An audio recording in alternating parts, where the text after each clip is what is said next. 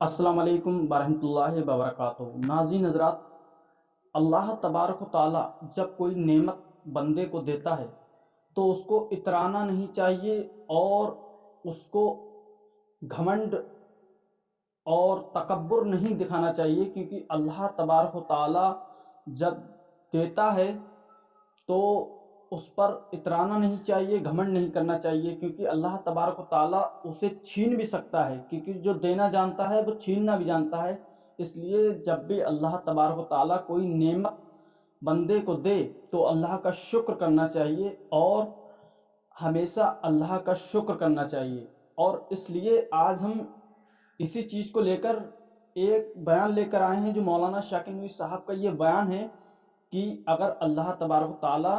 کوئی نعمت دے تو اسے کس طرح سے یوز کرنا چاہیے اور اللہ کا شکر کس طرح سے کرنا چاہیے۔ تو آئیے شروع کرتے ہیں بیان مولانا شاکر نوری صاحب کا۔ اسی لیے آقا کریم صلی اللہ علیہ وسلم اللہ کی بارگاہ میں دعا کرتے، اللہم انی اعوذ بک من زوال نعمتک، اے اللہ میں تیری بارگاہ میں نعمتوں کے زوال سے پناہ مانگتا ہوں۔ میرے پیارے آقا صلی اللہ علیہ وسلم کے پیارے دیوانوں، اسی لیے ہمارا مذہب جو ہے، جو ایمان کے حوالے سے فرماتا ہے، وہ یہی ہے کہ ایمان خوف اور امید کے درمیان کی چیز ہے، یعنی اللہ سے بے خوف بھی مت ہو جاؤ اور اللہ سے مایوس بھی مت ہو جاؤ۔ تو جس طریقے سے پریشانی میں انسان معاذ اللہ زمانے کو برا کہتا ہے، اسے زمانے کو برا نہیں کہنا چاہیے، بلکہ اسے چاہیے کہ اللہ کی بارگاہ سے اچھی امید رکھے اور اچھے دنوں میں اس سے ڈرے کہ کوئی لغزش نہ ہو جائے جس سے مولا نعمتیں چھین لے، اور برے دنوں کے اندر اللہ عز و جل کی بارگاہ سے امید رکھے کہ وہ دنوں کے پھیرنے والا ہے، وہ کبھی بھی دن کو انشاءاللہ العظیم پھیر دے گا اور ہمارے بھی اچھے دن آئیں گے اور پروردگار ہم پر بھی کرم کی نظر فرمائے گا۔ یہاں مراد زمانے سے یہی ہے کہ میں زمانہ ہوں، جو رب نے فرمایا، اس سے مراد یہ ہے کہ زمانے کو پھیرنے والا زمانہ میں ہی ہوں، میں ہی زمانے میں تصرف کر رہا ہوں۔ اس لیے اگر کوئی زمانے کو برا بھلا کہتا ہے تو یہ گویا رب قدیر جل جلالہ کو اذیت پہنچانا اور اسے ناخوش کرنے کے مترادف ہے۔ اب میرے پیارے آقا صلی اللہ علیہ وسلم کے پیارے دیوانوں، ایک دوسری حدیث میں آپ کے سامنے پیش کرتا ہوں، جس سے آپ یہ محسوس کر سکیں گے کہ اللہ رب العزت جل جلالہ کس طریقے سے صبر فرماتا ہے۔ وہ صبور ہے، اس کی ذات وہ صبور ہے۔ بندے کچھ بھی کہتے رہتے ہیں نا، بندوں کی زبان سے بہت کچھ نکلتا ہے اور بہت کچھ بولتے رہتے ہیں، وہ سوچتے کم ہیں بولتے زیادہ ہیں، لیکن اس حدیث مبارکہ میں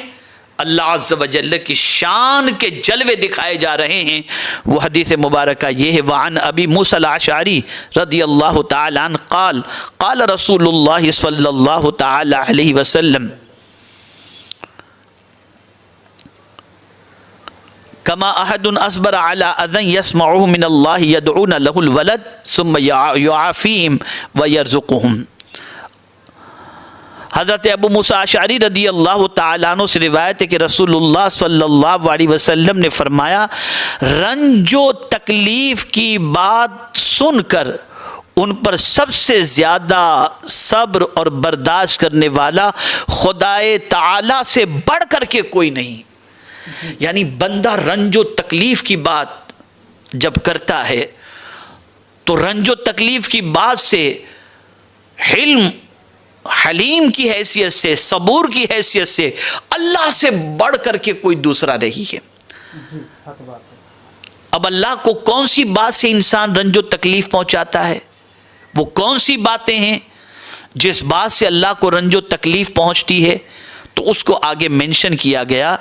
لوگ اس کے لیے اولاد ثابت کرتے ہیں جس سے وہ پاک اور منزہ ہے۔ یہ نہیں کہ صرف کفار اللہ کے لیے یہ کہتے ہوں، یہاں تک کہ اس زمانے کے اندر فرشتوں کے حوالے سے یہ کہا گیا کہ معاذ اللہ وہ اللہ کی بیٹیاں ہیں۔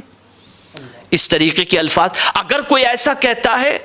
تو رب قدیر جل جلالہ کو رنج و تکلیف پہنچتی ہے، لیکن چونکہ میرے مولا کی شان صبور ہے، حلیم ہے، وہ بہت صبر کرنے والا ہے، بہت برداشت کرنے والا ہے، اب وہ صبر اور برداشت کو آگے کھولا گیا وہ کس طریقے سے؟ تو میرے پیارے آقا صلی اللہ تعالی علیہ وسلم کے پیارے دیوانوں، چونکہ میرا مولا پاک ہے اولاد سے، یعنی قل هو اللہ احد اللہ الصمد لم یلد ولم یولد، نہ وہ کسی کا بیٹا نہ اس کا کوئی بیٹا، وہ ان چیزوں سے پاک اور منزہ ہے، وہ تنہا ہے، یکتا ہے، اس کے جیسا کوئی نہیں، نہ اس کا کوئی بیٹا نہ بیٹی۔ اگر کوئی اس کے لیے ایسا مانے تو دائرہ اسلام سے خارج ہے، لیکن حد تو یہ ہے کہ صرف کفار نے نہیں، اہل کتاب کی عقل پر بھی پردہ پڑ گیا، اور انہوں نے بھی حضرت عزیر علیہ السلام کو اللہ کا بیٹا کہا، یہودیوں نے بھی اور عیسائیوں نے بھی حضرت عیسیٰ علیہ السلام کو اللہ کا بیٹا کہا۔ تو جب کوئی یہ کہتا ہے تو اللہ عز و جل کو تکلیف پہنچتی ہے، رنج ہوتا ہے، لیکن قربان جائیے چونکہ وہ صبور ہے اور حلیم ہے، اس لیے میرا مولا فوراً پکڑ نہیں فرماتا۔ یہ جملہ یاد رکھیے گا، اتنی ساری باتیں کرنے کے بعد، اللہ کو رنج و تکلیف پہنچانے کے بعد بھی میرا مولا فوراً پکڑ نہیں فرماتا، بلکہ اس کے یہاں قانون کیا ہے؟ قانون امہال ہے، مہلت دینے کا قانون ہے، ڈیل دیتا ہے، کل میرا بندہ سدھر جائے گا، کل میرا بندہ رجوع کر لے گا۔ اسی طرح سے آپ دیکھیں کہ بہت سارے لوگ اس قسم کے عقیدے کے گرفتار داخل اسلام ہو گئے، اور اس کے بعد اللہ کی توحید کا انہوں نے اقرار کیا۔